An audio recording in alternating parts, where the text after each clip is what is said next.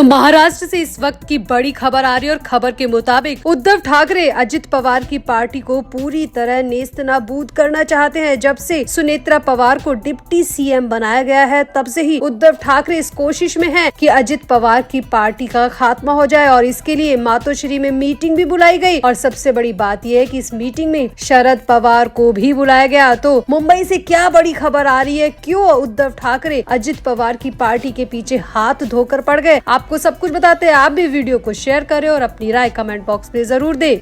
तो जहां एक तरफ मुंबई अपने नए मेयर के स्वागत के लिए लाइन लगाकर खड़ी है, वहीं दूसरी तरफ उद्धव ठाकरे कुछ और ही प्लानिंग करने में जुटे हैं या यूं कहे कि साजिश करने में जुटे हैं। दरअसल महाराष्ट्र के पूर्व डिप्टी सीएम अजित पवार की एक दर्दनाक हादसे में मौत हो गई थी। 28 जनवरी को अचानक उनका प्लेन क्रैश हो गया और बारामती में हुए इस हादसे के बाद पूरा महाराष्ट्र शोक में चला गया। राजनीति को बहुत बड़ा झटका लगा, साथ ही साथ अजित पवार के परिवार के लिए भी ये झटका बहुत बड़ा था, जिससे उबरना उनके लिए अभी तक नामुमकिन हो रहा है। अजित पवार का पूरा परिवार, पार्टी और उनके समर्थक अभी भी गहरे सदमे में है। ये तक नहीं समझ पा रहे कि आखिर ऐसा हुआ तो क्यों हुआ। अजित पवार के निधन के बाद कई तरह की चर्चाएं सामने आई, कई तरह की थ्योरी सामने आई। किसी ने इस प्लेन क्रैश को साजिश बताया तो किसी ने सिर्फ हादसा बताया। अब इसी भी सबसे ज्यादा निगाह अजित पवार के परिवार पर थी, लेकिन जब से सुनेत्रा पवार को डिप्टी सीएम बनाया गया है तब से सुनेत्रा पवार सबकी नजरों में आ गई है। जी हाँ, पहले तो ये समझा जा रहा था कि अजित पवार की पार्टी शरद पवार के साथ विलय कर लेगी और उसके बाद दोनों एनसीपी मिलकर फिर से एक हो जाएगी। लेकिन इसी बीच अजित पवार के पार्टी के नेताओं ने बड़ा फैसला लिया और अजित पवार के जाने के बाद में उनकी पत्नी सुनेत्रा पवार को डिप्टी सीएम बनाने में पूरी अहम भूमिका निभाई। अब सुनेत्रा पवार जब से डिप्टी सीएम बनी है तब से ही विपक्ष की राजनीति में बड़ी हलचल मची हुई है। विपक्ष के नेता लगातार सुनेत्रा पवार पर तानाकशी कस रहे हैं। सुनेत्रा पवार के डिप्टी सीएम बनने पर कई सवाल खड़े कर रहे हैं, कई तरह के तंज कस रहे हैं। यूं तक कह दिया गया कि अजित पवार की मौत का फायदा सुनेत्रा पवार उठा रही है और डिप्टी सीएम का पद लेकर बैठ गई हैं। अब सभी जानते हैं कि राजनीति में सब कुछ करना पड़ता है। जहां इंदिरा गांधी की मौत के बाद राजीव गांधी को उसी दिन प्रधानमंत्री पद की शपथ लेनी पड़ी थी, उसी तरह अजित पवार के यूं अचानक चले जाने के बाद में सुनेत्रा पवार को भी डिप्टी सीएम पद की शपथ लेनी पड़ी। राजनीति में बहुत कुछ जरूरी भी होता है और बहुत कुछ मजबूरी भी होती है।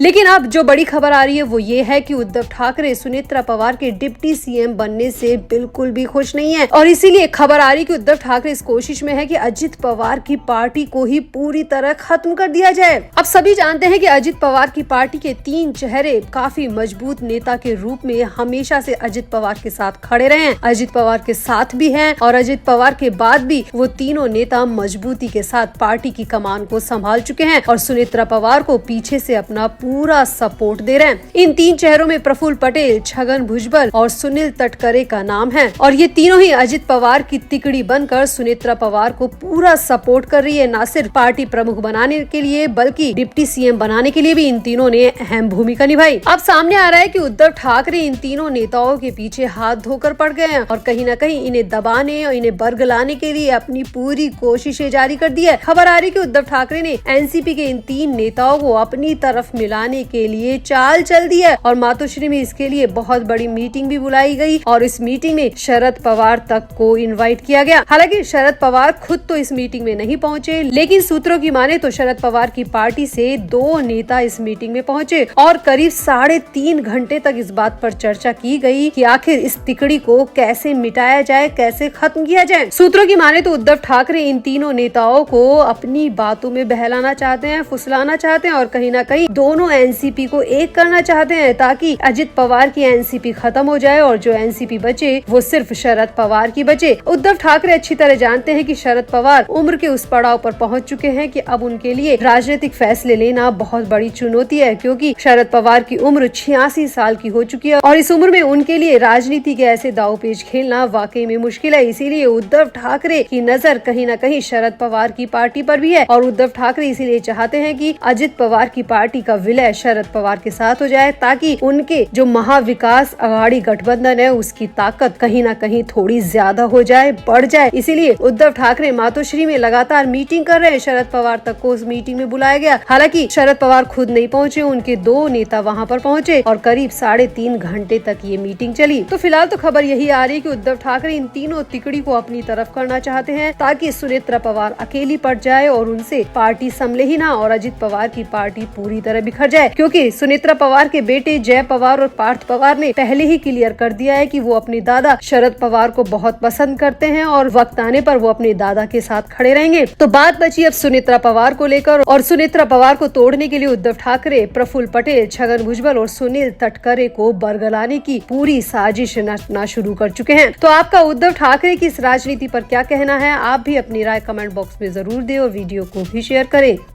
तो 28 जनवरी को विमान दुर्घटना में अजित पवार का दर्दनाक निधन हो गया। उनकी मौत से पूरा महाराष्ट्र शोक में डूब गया। 29 जनवरी को अजित पवार का अंतिम संस्कार किया गया। अजित पवार की मौत के 3 दिन बाद यानी कि 31 जनवरी को उनकी पत्नी सुनेत्रा पवार ने महाराष्ट्र की पहली महिला उप मुख्यमंत्री के रूप में शपथ भी ले ली। अब इसी बीच एनसीपी के ही विधायक अमोल मिटकरे विमान हादसे को लेकर बड़ा दावा करते नजर आए। अजित पार्टी के ही नेता अमोल मिटकरे में अकोला में एक जनसभा को संबोधित करते हुए बड़ा खुलासा किया। अमोल मिटकरे ने बताया, जिस जगह पर अजित पवार का प्लेन क्रैश हुआ था उस गांव के लोगों ने कई हैरानी भरे खुलासे किए थे। अमोल मिटकरे ने यहां पर दावा किया कि उस गांव के सरपंच ने बताया था कि कोई विमान से कूदने की कोशिश कर रहा था और देखने में लग रहा था कि कोई किसी को धक्का दे रहा है, और जब तक हम देख पाते समझ पाते तब तक एक बहुत बड़ा धमाका हो चुका था और बाद में पता चला कि यहाँ पर अजित पवार समेत 5 लोगों की मौत हुई है। अब अमोल मिटकरे का दावा है कि विमान में 5 लोगों की नहीं बल्कि 6 लोगों की मौत हुई थी, लेकिन शव सिर्फ 5 ही मिले और वहाँ पर मौजूद दस्तावेज भी जले नहीं थे। क्या ये घात लगाकर किया गया हमला था या फिर सिर्फ दुर्घटना थी? अमोल मिटकरे ने इस पूरे प्लेन क्रैश को लेकर कई सवाल खड़े किए और बताया कि सरपंच ने जो अपनी आंखों से देखा उसकी सच्चाई क्या है। जांच एजेंसी अब तक इस पूरे मामले की जांच क्यों नहीं कर पा रही है? अमोल मिटकरे ने यहाँ पर ये भी कहा कि वो छठा शव कहाँ चला गया। इतना ही नहीं, अमोल मिटकरे ने तो यहाँ पर ये भी दावा किया कि अजित पवार की पहचान जिस घड़ी से होना बताया जा रहा था वो भी पूरी तरह गलत है, क्योंकि उनकी पहचान घड़ी से हुई नहीं बल्कि उनके कपड़ों से उनकी पहचान हुई थी और मीडिया में ये जबरन फैलाया गया कि उनकी घड़ी से उनकी पहचान हुई थी। अमोल मिटकरे ने कहा कि इस मामले में काफी चीजें छिपाई गई है। जिस कंपनी का विमान था वो 1 साल से बंद थी, फिर भी अजित पवार के लिए वो विमान क्यों दिया गया? क्या यहाँ पर किसी साजिश की आशंका नहीं है? अमोल मिटकरे ने कहा कि अजित पवार को गुजरे अब इतने दिन हो चुके हैं लेकिन उनकी मौत अभी भी रहस्य क्यों बनी हुई है? एक महाराष्ट्र का उप मुख्यमंत्री अपने आप में बड़ी शख्सियत होती है, अगर उसकी मौत इतनी रहस्यमय हो सकती है तो फिर आम लोगों की तो बिसात ही क्या है। अब सबसे बड़ी बात यह है कि अमोल मिटकरे ने जैसे ही ये बड़े खुलासे किए उसके बाद से खुद अमोल मिटकरे लापता बताए जा रहे हैं। सामने आ रहा है कि पिछले 24 घंटे से अमोल से किसी का भी संपर्क नहीं है। पिछले 24 घंटे से अमोल का फोन स्विच ऑफ आ रहा है, उनके परिवार का भी कुछ पता नहीं है और जहां उनका घर है वहां पर भी ताला लगा हुआ है। तो कुल मिलाकर अमोल मिटकरे ने ये खुलासा कर तो दिया लेकिन उसके बाद खुद वो 24 घंटे से लापता है। अब सूत्रों का तो ये भी कहना है कि अमोल मिटकरे अपनी मर्जी से लापता है या उनके लापता होने के पीछे भी किसी की साजिश है, इससे भी इनकार नहीं किया जा सकता। तो फिलहाल तो बड़ी खबर यही आ रही है कि अमोल मिटकरे अजित पवार पर बड़ा खुलासा करने के बाद में खुद गायब हो चुके हैं, लापता हो चुके हैं। अमोल मिटकरे ने ही अजित पवार को धक्का देने की बात कही, छठे शव की बात कही, साथ ही साथ कलाई घड़ी से पहचान करने का मुद्दा भी उन्होंने सिरे से खारिज किया। यानी कि यहाँ पर कुछ तो गड़बड़ जरूर है। अजित पवार की मौत को लेकर भी गड़बड़ है, प्लेन क्रैश का पूरा मामला भी साजिश नजर आ रहा है। वहीं अब अमोल मिटकरे का इस तरह से गायब होना भी बड़ी साजिश की तरफ इशारा करता नजर आ रहा है। तो आपका इस पूरे मामले पर क्या कहना है? आप भी अपनी राय कमेंट बॉक्स में जरूर दें और वीडियो को भी शेयर करें।